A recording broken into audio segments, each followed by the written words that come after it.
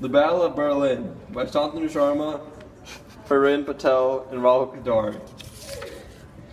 The Battle of Berlin was fought between the German army and the Soviet army and lasted from April 16, 1945 to May 2, 1945. The Soviet army vastly outnumbered the Germans. On April 16th, when the Soviets attacked along the Oder River near Berlin, they quickly defeated German forces outside of Berlin and continued onwards.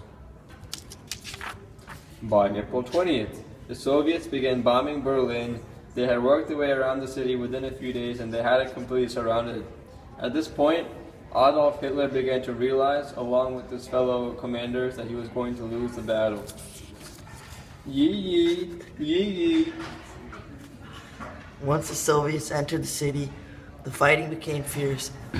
With the city in ruins and the streets full of rubble, tanks were of little use and much of the fighting was hand-to-hand and building-to-building. By April 30th, the Soviets were approaching the center of the city and the Germans were running out of ammunition.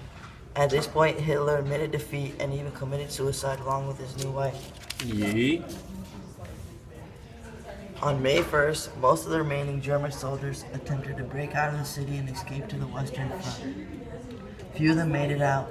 The next day, on May 2nd, the German generals inside of Berlin surrendered, and a few days later, on May 7th, the leaders of the Nazi Germany signed an unconditional surrender, and the war in Europe was over. Yes.